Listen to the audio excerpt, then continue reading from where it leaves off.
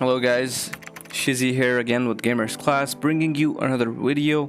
Today's topic is quite interesting and it's quite diverse. We're going to be talking about decision making. Now, the reason why I say it's so diverse is because there's endless possibilities and there's endless ways of playing Dota. Like if we start talking about how you're supposed to make decisions or how you're supposed to play Dota, the possibilities are just endless, right? So in today's video, we're gonna look at a game that I played, and we're gonna go through the decisions that I had in my head when I was making every single move from the laning stage to the mid game to the late game. Right? It's a 32-minute game, which we somewhat stomped, and there was slight throws in between, but it was overall a stomp. And we're gonna be talking about the decisions that I made throughout the game, right?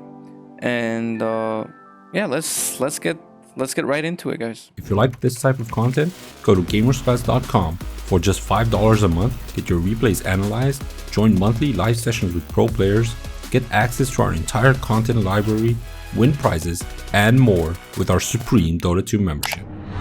So the first thing I want to talk about, guys, for the mid lane, or actually like most lanes, to make better decisions in the laning stage, you have to understand the enemy hero. You have to understand the skill build that he will go for in these situations. Like in this particular situation, I know that he does not have stun. Why, guys? How do I know that he does not have stun? Because I saw Thompson play Wenge, and I know the only reason this guy is playing Wenge, right, is after he saw Thompson play mid Wenge, and Thompson did not get stun, right? So I'm pretty sure that this guy will also not get stunned this game, right? Because he's trying to copy his build, or he's trying Thompson's build out or whatever, right? So this will help me enable me in the lane, and will help me play the lane better and make better decisions overall. Every single decision that I will make, I will know that he does not have stun, right? So let's say I am in a situation where I can use raises on him, or I can commit on him. I can just commit on him whenever I want because I know he does not have stun.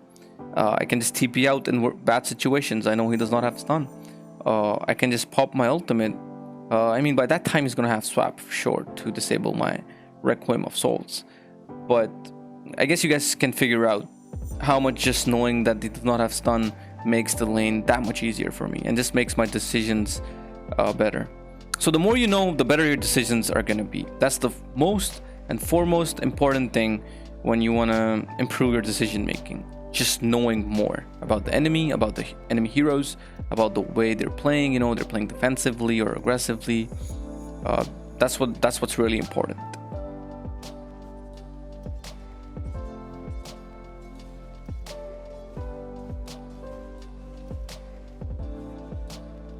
Radiant's courier has been killed.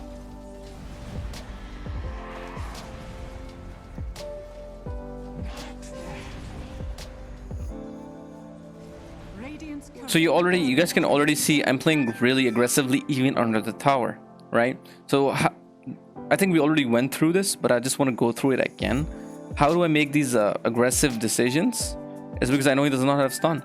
If I knew he has stun, I would be slightly scared that he stuns me under the tower, and I get pressured by the tower a bit. But right now I feel I'm not scared at all, and I zone him out and I'll deny a lot of creeps, right? So again, it's the same thing. The more you know, the better off your laning stage will be. Your laning stage decisions will help you out.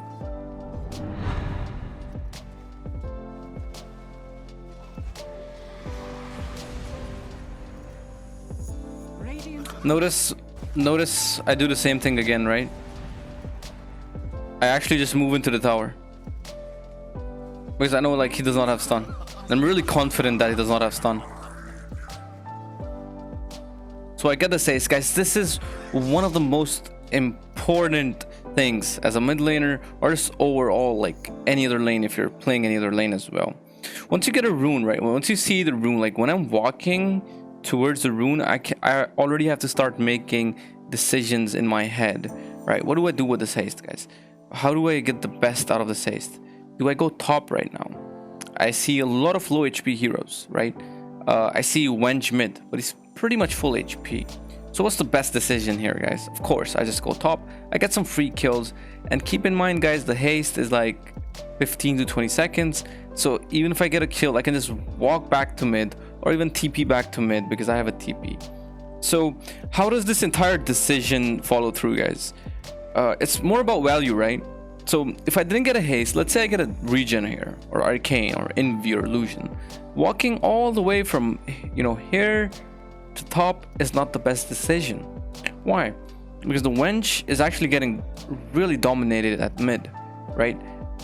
Maybe I get the kill on Ursa, right? But wench actually gets some space at mid. So the only time I want to go top is if I can do it really fast, and the haste actually enables me to do this. And that is why I will make the decision to go top and actually just go for these kills right here.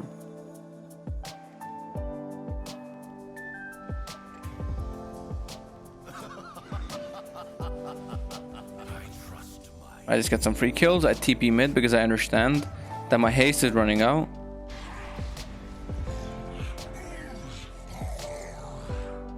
Now, I make this aggressive play. Why, guys? Because I know that most of their heroes are dead, the supports. Like, I see the wench, he's low HP. Obviously, the disruptor is not going to TP mid because he's so... like, he can't really do much if he TPs here, right? I see the Grimstroke is also dead. So I make this aggressive move on the wench over here, right? And I feel like I can kill him. But what actually happens is that the Ursa also TPs, right? And that is something that I didn't predict. An offlaner TPing mid for, you know, just like he's giving the Spectre free space, right? And you don't want to give Spectre free space. So he actually makes a really bad move going mid. My job in this particular game is to create chaos on the map and create space for the Spectre, right? And what the Ursa actually does here is, even like, let's say he actually kills me when he TPs over here. He's in a way fulfilling my purpose this game by making this TP happen. Spectre's free farming. He's the happiest Spectre in the world. He's gonna have a necro book in like 6-7 minutes, and that's crazy. It's actually crazy, right? So overall, how does this decision happen? We talked about it, I guess. Grimstroke's dead. Disruptor is like, he can't, even if he TPs, he can't really do much. The wench is really weak. He does not have stun. We also went through that earlier, and I can make as many aggressive moves as I want to, and that's exactly what I do.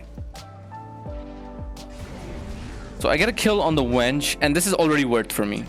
I get a kill on the wench. The Grimstroke TPs mid as well. The Ursa also TPs mid as well. And what happens is that the Spectre gets free farm, and nobody's actually taking the experience that from these creeps that are getting denied and just like pushing in, right? So this is actually a win for us. Alright guys, so I get a regen rune and I stack the entire jungle by myself. Now guys, I want to talk about this, right? So why do I go for the farming situation over here, right? My team is fighting, like Abaddon's dying, Ursa's dying, like there's a lot of stuff going on the map, and why am I not joining these fights? Why am I making the decision of farming, right? So my job, like we talked earlier on, is to make sure that the Spectre is free farming. The Spectre is my win condition in this game, and the only time I will actually go for a fight is when I know I will get a lot of kills, like really big kills, and I'll get a lot of like gold and experience out of it, right? Or if my Spectre is dying and I have to like help him out because he's the win condition, right? Now let's talk about the kills and the experience part. The stacks are already going to give me a lot of gold and experience, so I don't really have to go for the kills, and this is a really safe spot to be in, right? When I'm going for kills, there is a slight chance that I might die. Maybe the wench swaps me in or something, because I don't know if he has swap or not. He actually does not, but in my head I don't know if he has swap or not, right? I just get stunned, glimpsed, or you know, used Meton or something, or the Ursa just pops his enrage and just like runs at me. So it's really a risky move to go for kills right now. So that's why I make the decision of farming and actually just stacking the entire jungle for myself, so I can enable the farm faster. Also, I made this decision very early on, right? And that is why I started to stack for myself, because I was transitioning into a farming situation, right? And another tip for decision making is like you gotta make them as fast and as earlier as possible. You cannot make decisions at the last second, right? Sometimes you have to, but most of the game you're making decisions way before the thing actually happens. In this case, I think about it and I say, okay, let's go for farming. It's safe, and it's the best for us right now. So you gotta make decisions way before it actually happens. Radiant's bottom tower is under attack. So I joined my Bane into a smoke here, guys. And why did I just go all the way from farming? And you know, I was in the farming mode. Why do I go into the fight? Because the Spectre is bottom, right? And we talked about this. He's the win condition, guys. Whatever he's doing, I have to back him up. If he's farming, I also farm. If he's fighting, I also fight, right? We're playing around this guy. He's the one who's going to carry us. So we do what he wants to do. He's the king of the game. So as soon as I see the Spectre wants to fight, he's playing bottom, he uses Hunt. I also want to go here.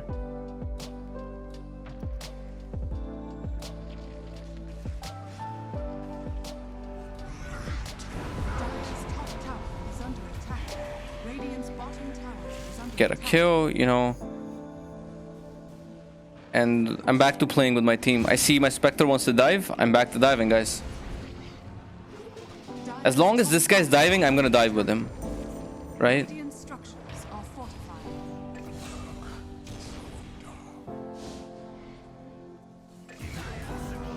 I actually wanted him to get the kill. Notice how I even like stopped my raise, guys. Why did I stop my raise, guys? Because I want the Spectre to get the kill, right? I'm emphasizing on this a lot, right? I want him to get the kills. I want him to get the farm. I want him to get everything because I know he's gonna carry us, right? And the more farm he has, the better chances he has to carry us. Every single decision is based upon Spectre just carrying us, guys. And as soon as he wants to get out, I also get out, right?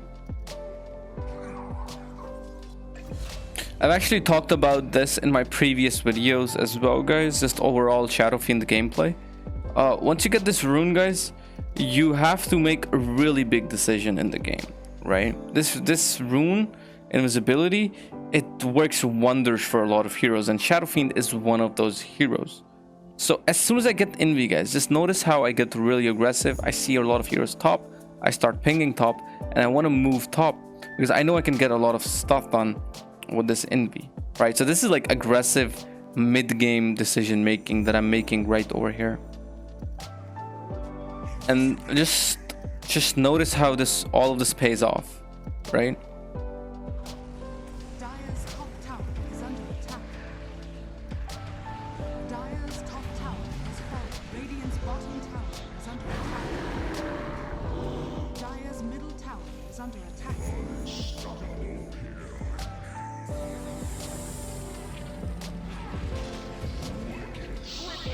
I already gotten 3 kills. I'm feeling great about myself. I love the fact that I got Envy here and I just abused it quite hard.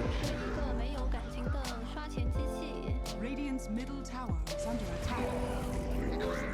And boom, that's a rampage, guys. So how does all of this happen, guys?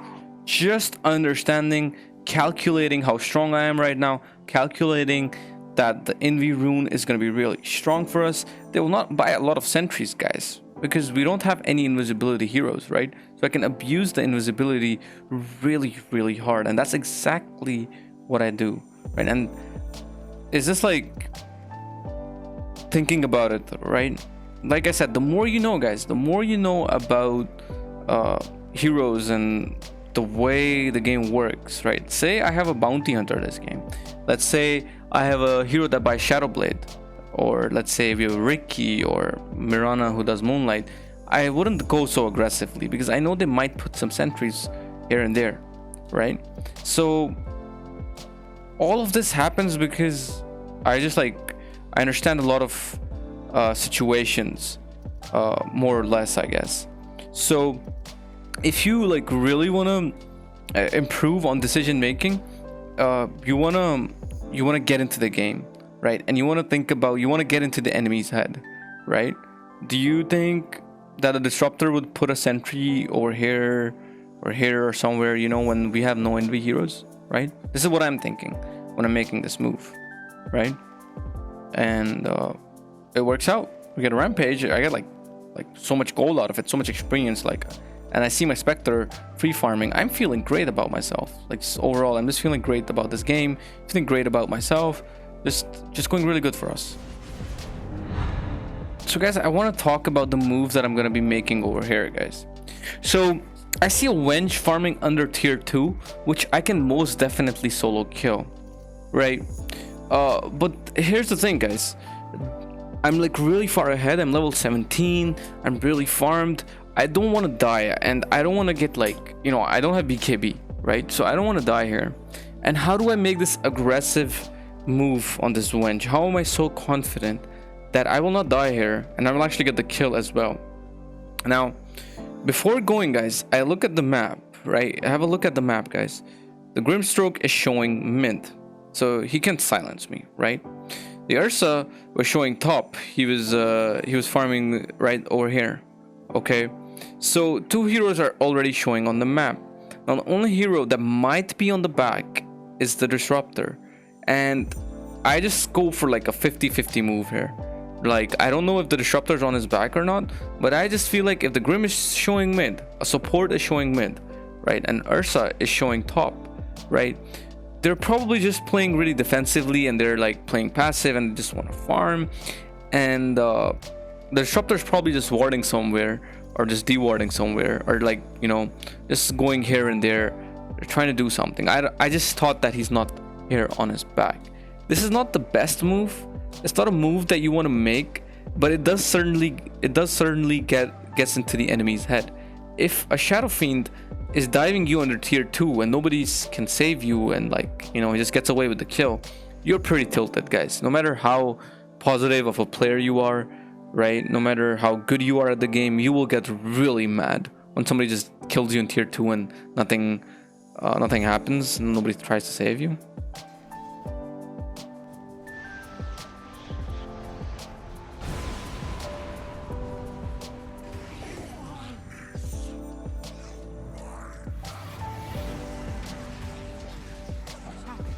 Radiant structures are fortress of I make the aggressive move on the Wench again, guys. And once I have BKB, there's only one hero that can actually stop me. It's the Wench himself, right? So if I see Wench, I can just make an aggressive move on him, pop my BKB and kill him. There's another hero that can actually stop me as well, which is not the best way of stopping a Shadow Fiend popping his ultimate with BKB, but this guy can bash me. But just like the last play on Wench, I see the Ursa farming mid. I see he's farming mid, so he can't really stop me. I kill the Wench, we get a free tower out of it, and we can like just do whatever we want at this point.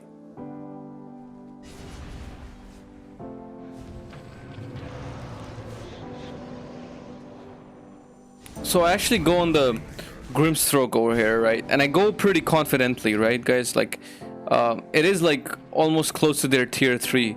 But why do I go over here? Like, because I know the Terrorblade does not have a BKB. I just fought him at mid right now.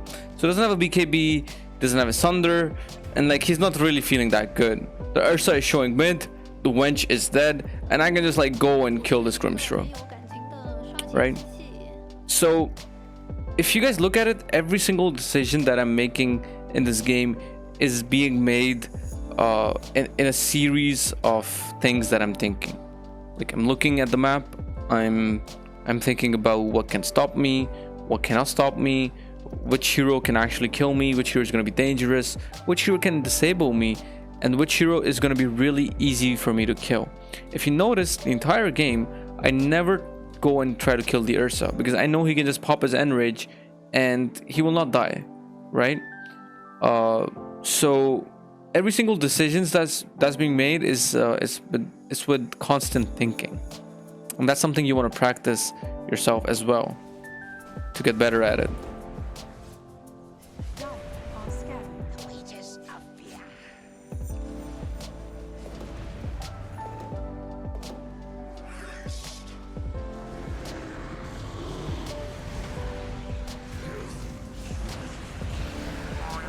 Radiant's top tower is under attack. Radiant's